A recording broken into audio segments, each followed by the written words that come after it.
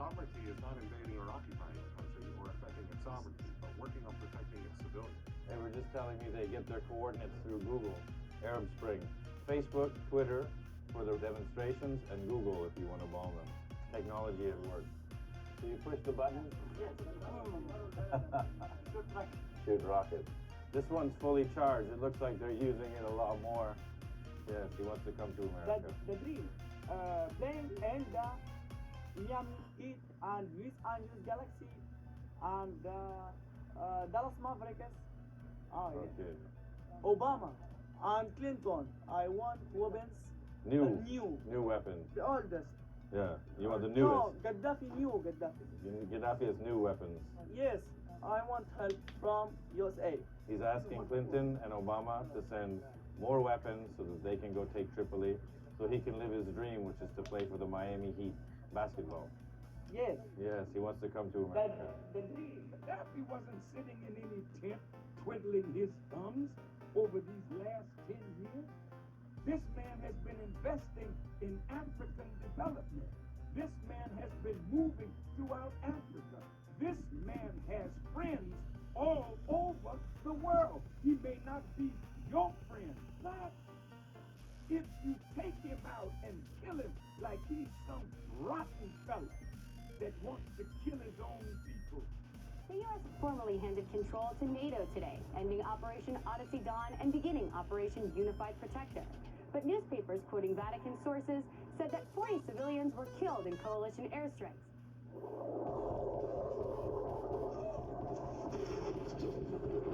According to some, it's about protecting civilians.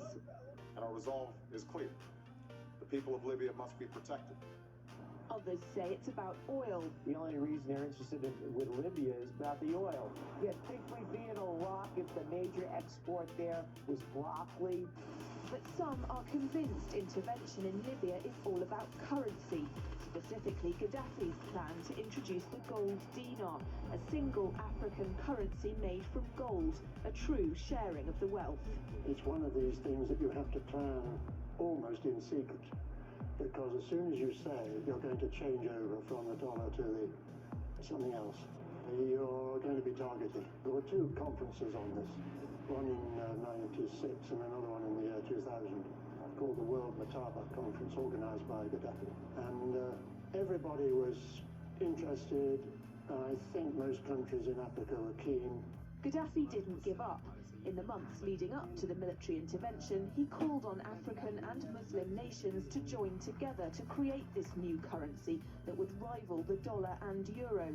They would sell oil and other resources around the world only for gold dinars. It's an idea that would shift the economic balance of the world. Countries' wealth would depend on how much gold they have, not how many dollars they trade. And Libya has 144 tons of gold. The UK has double that, but 10 times the population. If Gaddafi had an intent to try to reprice his oil or whatever else the country was selling in the global markets and accept something else as a currency, or maybe launch a gold dinar currency, any move such as that would certainly not be welcomed by the power elite today who are responsible for controlling the world's central banks. So yes, that would certainly be something that would cause his immediate dismissal and the need for other reasons to be brought forth for removing him from power. Today, our dear brother, has to be very, very careful in this decision that he and the Secretary of State, and Sarkozy, and Prime Minister Cameron, and others are planning. They would love to go into Libya and kill Brother Gaddafi, and kill his children, as they did with Saddam Hussein and his sons today. It's happened before. In 2000, Saddam Hussein announced Iraqi oil would be traded in euros, not dollars. Sanctions and an invasion followed.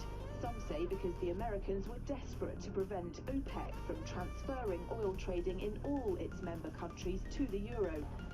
A gold dinar would have had serious consequences for the world financial system, but may also have empowered the people of Africa, something black activists say the US wants to avoid at all costs.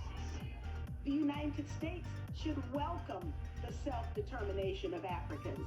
They certainly have denied self-determination to Africans inside the United States, so we're not surprised by anything that the United States would do to hinder self-determination of Africans on the continent.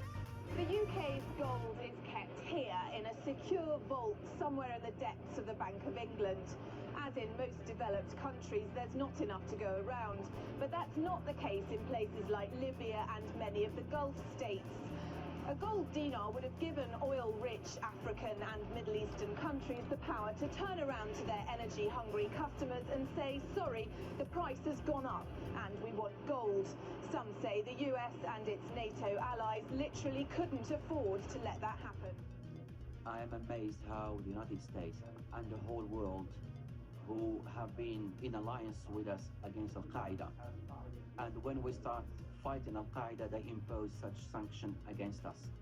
So in every nation, brothers and sisters, there is dissatisfaction. And what the CIA does is go into a country and move among the people that are dissatisfied to stimulate a revolt against a leader that they don't like because they want regime change. These are combat operations, were intended to be combat operations from the beginning. I don't know why this administration has not been honest with the American people that this is about regime change. About 10 days after 9/11, I went through the Pentagon and I saw Secretary Rumsfeld and Deputy Secretary Wolfowitz. I went downstairs just to say hello to some of the people on the Joint Staff who used to work for me. And one of the generals called me in and said, "Sir, you got to come in and talk to me a second." I said, "Well, you're too busy." He said, No. He says, "We've made the decision. We're going to war with Iraq." This was on or about the 20th of September. I said, "We're going to war with Iraq. Why?" He said, "I don't know." He said, "I guess they don't know what else to do." So I said, "Well, did they find some information connecting Saddam to Al-Qaeda?" He said, No. He says, "There's nothing new that way. They just made the decision to go to war with Iraq." He said, "I guess it's like we don't know what to do about terrorists, but we've got a good military and we can take down governments." And he said, "I guess if the only tool you have is a hammer, every problem has to look like a nail." So I came back to see him a few weeks later, and by that time we were bombing in Afghanistan. I said, "Are we still going to war with Iraq?" And he said, "Oh, it's worse than that." He said, he reached over on his desk and picked up a piece of paper. He said, I just got this down from upstairs from the Secretary of Defense's office today. And he said, "This is a memo that describes how we're going to take out 7 countries in 5 years, starting with Iraq and then Syria, Lebanon, Libya, Somalia, Sudan, and finishing off Iran." Truth is about the Middle East is, had there been no oil there, it would be like Africa. Nobody is threatening to intervene in Africa. The problem is the opposite. We keep asking for people to intervene and stop it. And there's no question that the presence of petroleum throughout the region has sparked great power involvement. Whether that was the specific motivation for the coup or not, I can't tell you, but there's always been this attitude that somehow we could intervene and use force. So when they had this election and the people in Iran rose up, they have legitimate grievances, all right, but stimulated from the outside. So President Obama didn't want to put his foot into that cage lest somebody say America inspired it, because it was America's policy to destabilize that government. Well, what about Libya? I think a policy success would be the removal of the Gaddafi regime. Secretary of State Clinton says it will take more than just military might to isolate the Gaddafi regime. The bottom line is no one can predict for you how long it will take for that to happen. JFK. And because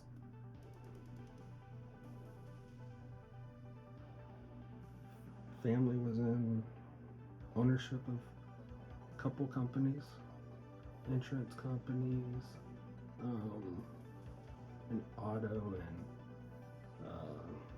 what was it? Forgot the other one. But they were going there to talk to him about what they can offer that would lower the burden on the people. That was going to be universal. And they were going to meet with him and talk to him. And my family member told me everything that happened that day. It's like 9. I have to wait before I say something else. 11.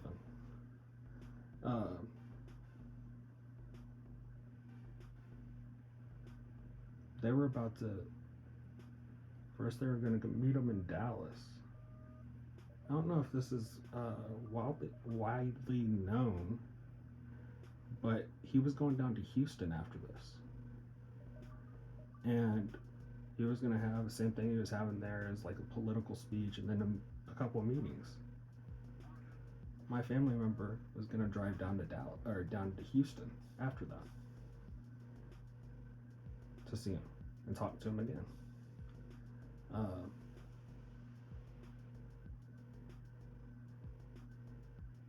There's a lot of stuff that just wasn't on the news and people just missed it. Everybody thinks that Oswald did it, or it was a conspiracy by certain people of the government.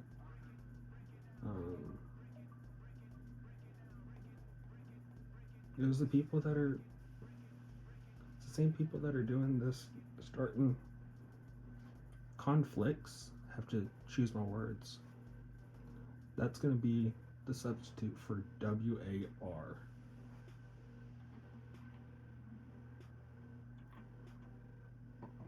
Because I'd like for a lot of people to see this, because this dude that did this video is a very well done video.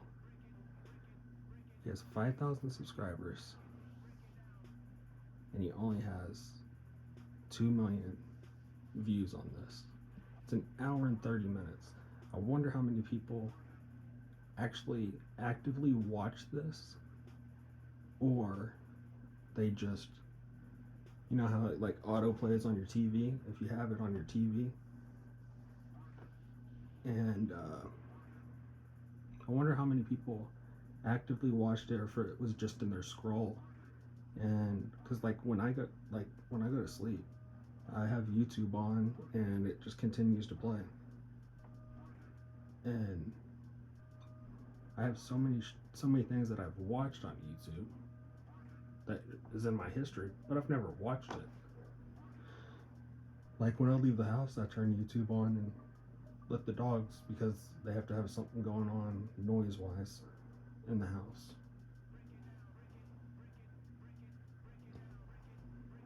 But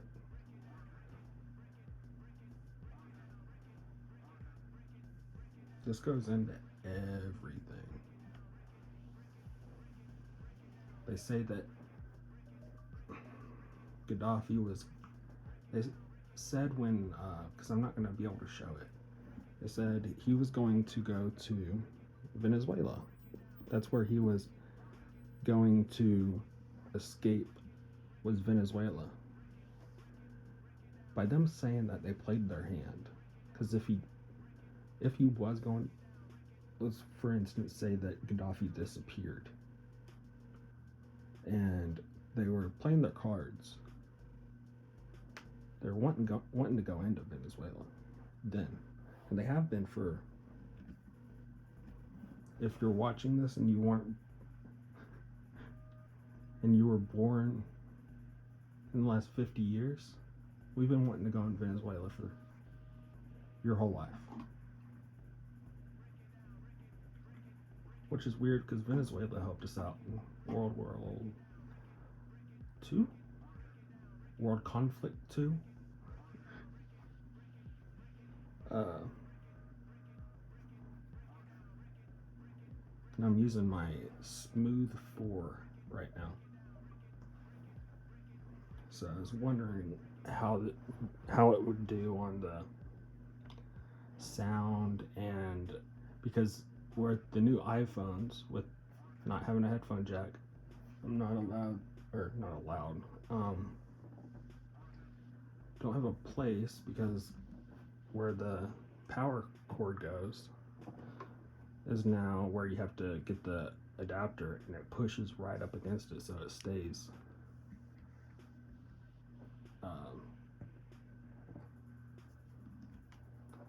Can't use my little boom mic that I got with it,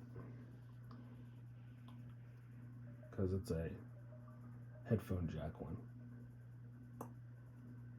And this is a Rode one, or whatever you call it, because normally it went right on the side and went into the headphone jack, but can't really use it now. And I know if people will be like, oh, well, just flip it around the other way. If you flip it around the other way, the bar is in the way. You can only use it if you're like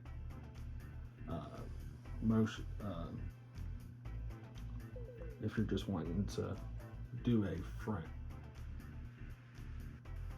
facing camera.